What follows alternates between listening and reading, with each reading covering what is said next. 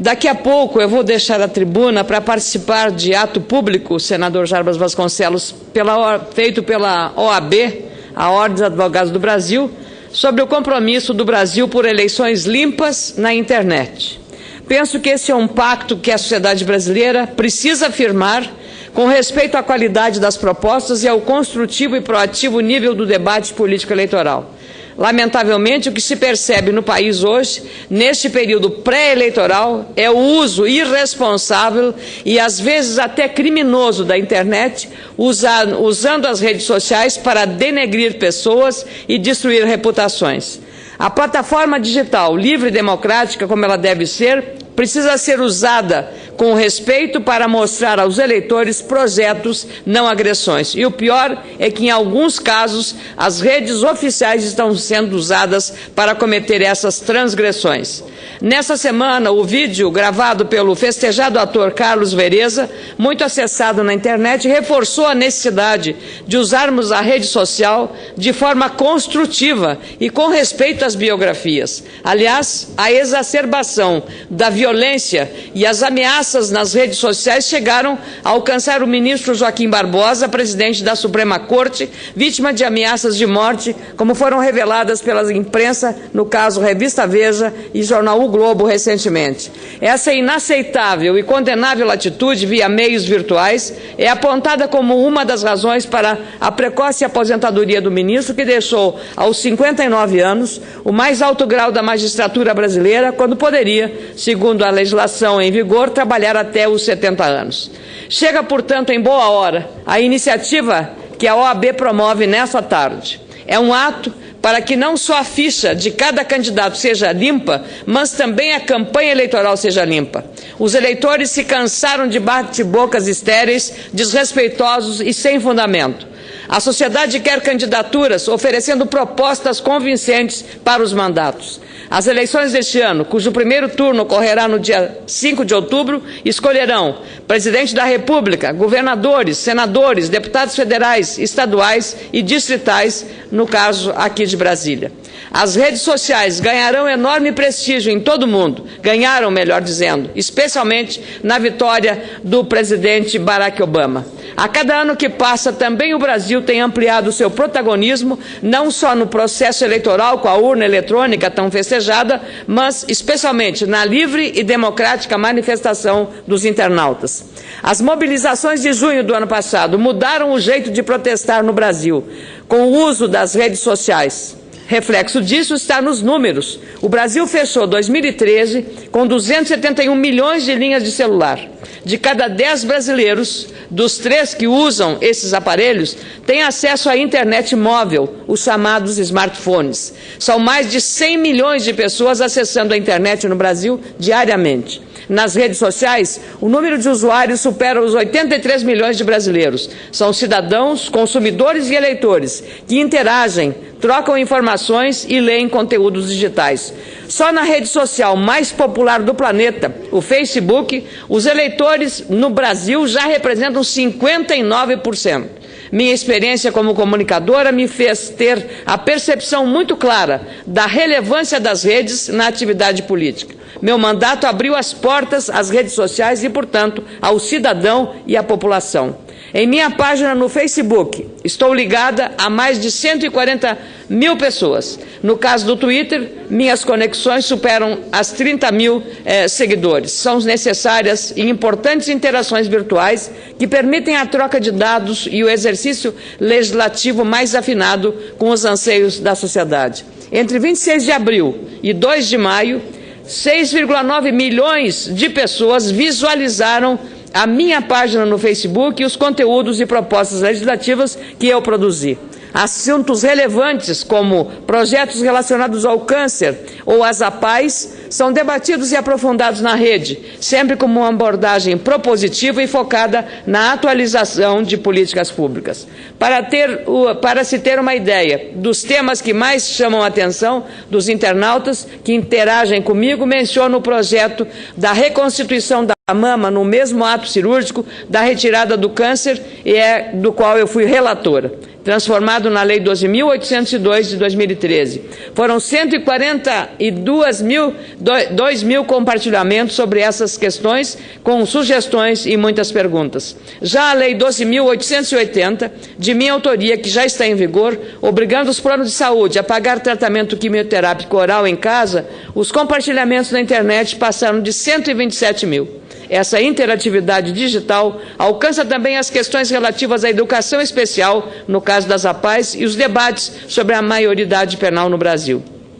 A internet é, portanto, um espaço público que deve ser usado como qualquer outra estrutura democrática e institucional, de modo livre, mas com respeito às leis e aos cidadãos, seja quem for. A famosa frase, a liberdade de cada um termina onde começa a liberdade do outro, atribuída ao filósofo inglês Herbert Spencer, também deve ser aplicada à internet e às redes sociais. Não podemos admitir, portanto, que essa ferramenta que dá direito ao cidadão de ter seus próprios palanques seja usada por adversários com o objetivo de desestabilizar ou de criar falsas informações e factoides. Os eleitores saberão julgar com um senso de justiça os que usam esses métodos condenáveis na hora da eleição. O país que aprovou o Marco Civil da Internet precisa respeitar os princípios da neutralidade, da criatividade, da liberdade de informação e de expressão na rede, sem, em hipótese alguma, deixar brechas para decisões injustas ou na destruição de biografias e reputações. Concedo com muita honra e alegria uma parte ao senador Jarbas Vasconcelos. Primeiro, cumprimentar a Vossa Excelência pela sua atuação, o conjunto da sua atuação. E, em segundo lugar, dizer que também vou falar sobre a figura do Joaquim Barbosa. E acho que será ruim para o Senado, para esta Casa, a gente se omitir, ficar calado, não tomar conhecimento. Vossa Excelência, senadora atuante, das mais atuantes, vem à tribuna exatamente dentro de um conjunto de explicações, mas, em primeiro lugar, oferecer a sua solidariedade, o seu apoio, a sua esperança na figura de Joaquim Barbosa, que representou muito. O país tem avançado muito pouco, e esse pouco avanço ele deu uma contribuição enorme para que ele se concretizasse. É evidente que a gente vai ter uma mudança nesse avanço, nessas mudanças, porque não acredito que o atual Supremo Tribunal cumpra com a sua tarefa maior é de julgar com isenção, de botar pessoas, políticos e gente do colarinho branco na cadeia. Atualmente só se encontra na cadeia a ex-cúpula do PT, que se encontra lá na Papuda. Mas está faltando gente lá, né? E é preciso que pessoas como o Joaquim Barbosa possa dar mais exemplos, não só dentro do Supremo, da mais alta corte, mas fora também. Nós estamos num momento que requer muito, precisa muito da afirmação e de lideranças. E eu acredito que ele cumpriu com isso, com determinação, com coragem cívica e física, né, de enfrentar todo tipo de ameaça. De forma que quero, embora vá falar sobre o assunto, mas trazer a Vossa Excelência a minha solidariedade. Muito obrigada, senador Jarbas Vasconcelos, que o Brasil todo respeita pela autenticidade, pela coerência, pela firmeza e pela coragem. Pernambuco mandou para esta Casa um senador de grande valor pessoal e um patrimônio político inatacável. Então, me honra muito a parte, senador Jarbas Vasconcelos, e dizer, por questão de justiça até, que na sessão matutina de sexta-feira, o senador Pedro Simão e eu nos ocupamos praticamente toda a sessão para abordar este tema em relação à saída precoce do ministro Joaquim Barbosa do comando da Suprema Corte de Justiça de nosso país. Para encerrar, presidente Jorge Viana, os mesmos princípios universais básicos aprovados pelo Congresso Nacional, sancionados pela Presidente da República no debate do Marco Civil da Internet, devem ser exigidos para fortalecer e ampliar o debate eleitoral que se iniciará no país brevemente. Os princípios da liberdade de expressão devem conviver com o respeito mútuo e o debate construtivo. É preciso deixar viva a criatividade na internet e possibilitar soluções digitais para inúmeros problemas que não podem ser resolvidos de modo convencional, sem que isso seja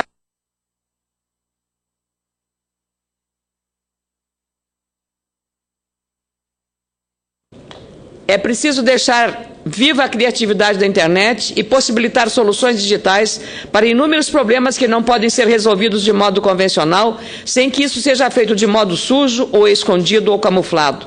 A internet é neutra e livre para permitir criar novos conteúdos, novos formatos e novas tecnologias, sem agressões, sem ofensas ou sem violência. Em 2012, por exemplo, o Código Penal foi alterado pela Lei 12.737, conhecida como Lei Carolina Dickmann, para tipificar os crimes e os delitos virtuais no Brasil. Foram ajustes necessários para dificultar as práticas cibernéticas ilícitas, com barreiras à arapongagem e ao uso da internet com fins ofensivos e degradantes. Numa sociedade cada vez mais interconectada, a rede deve ser sempre um espaço de liberdade, democrático, aberto à comunicação e à livre expressão, sem censuras ou autoritarismos. A atuação desrespeitosa é também irresponsabilidade política com graves danos econômicos e sociais. Por isso, é preciso denunciar caso essa prática se torne insistente no país. Procurar a Polícia Federal, o Ministério Público para denunciar são algumas das ações que tornarão os debates democráticos mais maduros.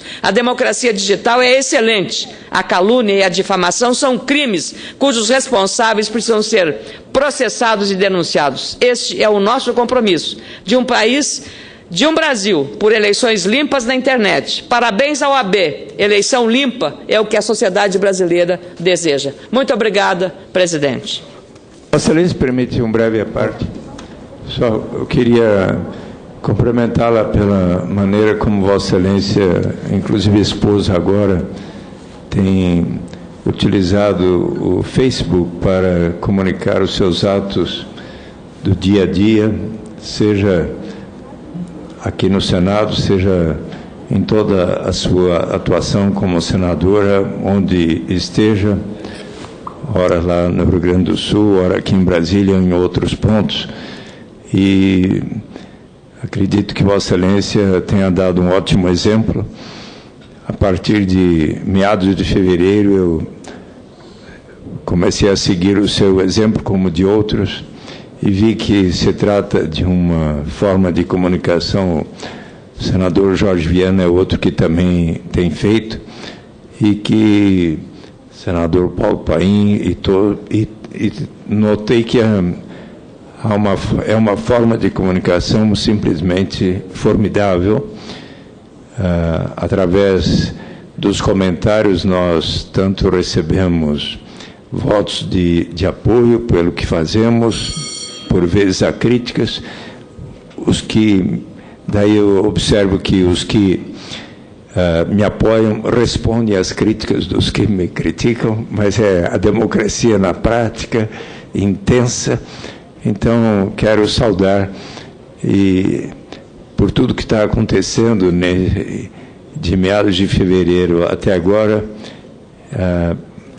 a minha previsão é de chegar a 100 mil visualizações neste final de semana próximo, que já está próximo de 96 mil.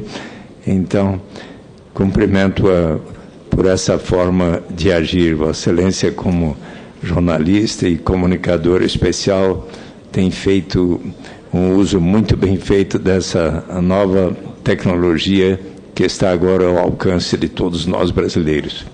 Muito obrigada. Fico sensibilizada, presidente Paim, fico lisonjeada e honrada Eu já, quando era jornalista, muitas vezes entrevistei o senador Eduardo Suplicy e agora, como sua colega, admiro cada vez mais pela sua coerência também, senador Suplicy. Lhe dizer que 90% das minhas iniciativas parlamentares advêm de sugestões dos internautas ou da sociedade. Como Vossa Excelência também, nos envolvemos muito na questão da lenalidomida, que os internautas pediam a nossa ajuda. Vossa Excelência e outros senadores trabalhamos muito para atender aquilo que a rede social pedia, porque era de interesse de pessoas que sofrem do mieloma múltiplo, que é um câncer difícil e que esse medicamento é necessário. Então, eu fico honrada com Vossa Excelência e saber que também está usando as redes para mostrar o trabalho que vem fazendo. Muito obrigada, senador. Muito obrigada, presidente Paulo Paim.